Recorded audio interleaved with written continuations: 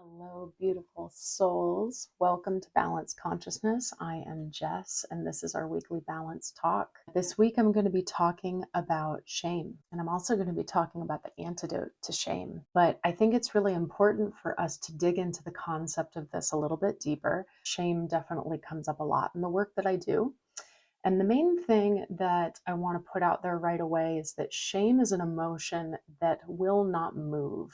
We can't release shame in the same way that we release anger or we release sadness. Shame is not a helpful emotion. It is really the only one I can think of that has no positive attribute or spin to it. And let me give a little bit more perspective on that. So, like, for example, anger cannot be helpful when it turns into rage. But healthy anger is incredibly crucial for us to feel and for us to be able to acknowledge and honor and move through our body. But grief is an emotion that is incredibly slow moving, but it still moves. It's just an emotion that we really have to sit through and allow time to help us to honor that experience, but it does move. And it also comes from a deep, deep place of love. That's why we feel grief, because we felt so much love for something to begin with. We need to move joy through our body. That can't be a stuck emotion. That can turn into anxiety. We need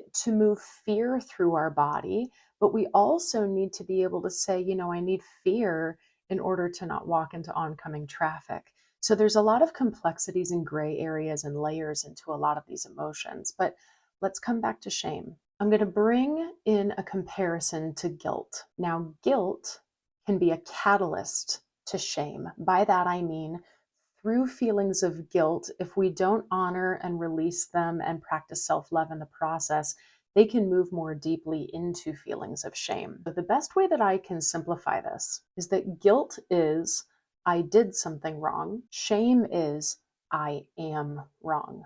So we can feel guilty for making a mistake, and we can acknowledge that mistake, and we can feel guilty. That's totally healthy. I can see the work that needs to be done so that I don't do that again.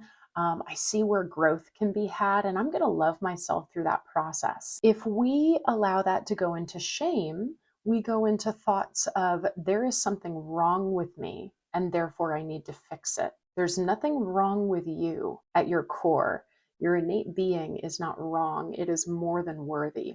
It's our actions that can really teeter us from one end or the other. And if we are lacking in self-love, we will very easily go into shame. We will very easily go into shame if we have unresolved childhood trauma, inner child wounds. Inner child work in general is an amazing place to start if you feel like you suffer from shame. Shame is I am wrong. There's something wrong with me. There's something that needs to be fixed. And we can rationally say we know that's not true, but we understand that deep feeling in our heart and our solar plexus when that feeling comes along. There's no positive spin to saying I am wrong. I am not worthy. Guilt, we can say, you did something wrong, but hey, you're going to learn the lesson. Here we go. Let's move forward. Let's see a really beautiful transmutation of that, and we can transform and evolve and grow and open our heart to ourself and to others more in the process. Shame quite literally slams the door because you are saying, I am not worthy to begin with. So shame is not a helpful emotion. It is not a helpful state of being. If we are prone to going into victimhood, into martyrdom, shame is going to be ever, ever, ever present in our behavior. And it's because we are not finding the power and the love within ourselves to unlock the true receptivity and receiving of love to begin with from others, from ourselves. You might resonate with this if you feel a lot of shame within you, and yet you're receiving many, many compliments from others and you're not really receiving them. You hear them, but it almost makes you uncomfortable. Do any of you guys feel that? You get a compliment and you either minimize it, you say they're wrong, that compliment's not true, or you do a little thank you, but in your body, there's a lot of resistance to that. Those are signs that we're dealing with shame. Shame is normally coming from a place of pain.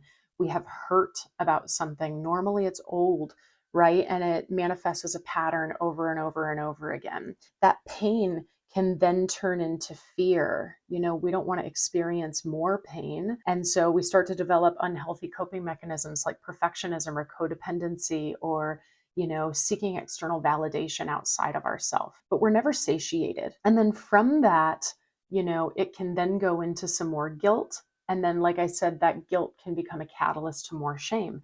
And it just kind of goes over and over again, right? We feel that shame. There we go, more hurt, right? More fear, more guilt, more shame, all of that over and over and over again. And it never serves us, right? Because no matter how many people around us who love us say, this isn't helpful, stop beating yourself up, we may still do that. So how do we break this pattern? How do we break free from this feeling of shame that is not helpful? It's not serving. There's no positive spin to it.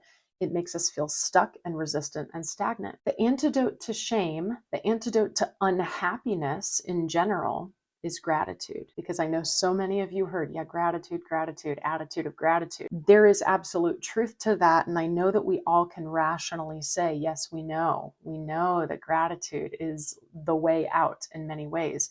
But people stay to the surface on this. And this is where we miss the mark. Gratitude, first of all, the frequency of gratitude, no matter what state you're in, is one of the most powerful frequencies. It can literally rewire our brain. It can shift our biological state of being. It gets into our cells. It changes our vibration, our frequency, our perspective, our way of being. But if you're just making gratitude lists throughout the day, like every morning you write down 5 things you're grateful for, what a beautiful practice. I completely honor you for that, and I want you to keep that up. But if you notice that you're doing that every day and you're still dealing with this deep shame, or you're still feeling even little twinges of shame, you're noticing those patterns, you're noticing that negative self-talk, it's because we're only practicing gratitude within our rational mind. Our rational mind is so loud, and it really makes it so difficult to drop that gratitude down into our body. And that is the key right there. If we don't feel the gratitude in our body, in our meat suit, in our vessel, it's not going to be real, period. So what I invite you to do this week, to start to do, if you already have a gratitude practice, great. If you want to start one now, let's do it. You can write those 5 things down, 3 things down, 1 thing down a day that you are grateful for, and try to go to something that's really easy. The minute you think of that person, place, thing, situation, it immediately brings a smile to your face. It immediately makes you feel warm and fuzzy on the inside. And I want you to close your eyes, and I want you to get out of your mind, and I want you to drop down into your body and feel that thing and just focus on that thing and stay there as long as you need to. You'll be surprised at how fast it is. Stay there as long as you need to until you truly feel that thing in your biology, not just up here. When you truly feel it in your cells, slowly come out and go on with your day. And I want you to practice that every day and start to feel how different that is.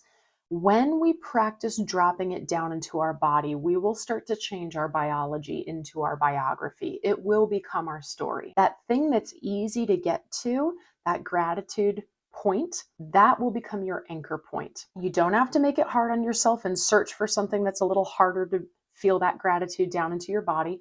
Find that happy thing. Find your pet, your child, your loved one, your connection to spirit, whatever it is that's that first thing. And that's going to become your gratitude anchor. So then throughout the day, when you're starting to feel moments of shame, you can catch yourself. It'll become a habit, and you can go, okay, you know what? Let's drop into my gratitude anchor. And you are going to be amazed at how quickly you can get there. And then you just move on from there. That is how we're going to transition shame into a gratitude state of being. Now, guys, this is just the first step. If you are suffering deeply from shame and you are really wanting to get out of that, and you're really wanting to figure out what your self-love journey is all about, what does it even mean to you?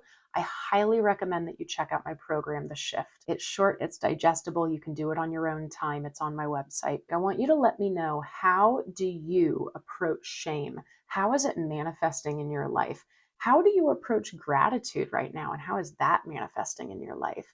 Because I'm here to tell you now, no matter what journey you're on, no matter what you're feeling within you, you are more than deserving and more than worthy of the life that you desire. So your self-love, your relationship with the self will come from you unlocking and peeling away these layers of shame. We all have it to some extent. Let me know if you start this gratitude practice with me. It's one of my favorite things to do to start the day and to feel that in my body. It's so yummy and warm and fuzzy.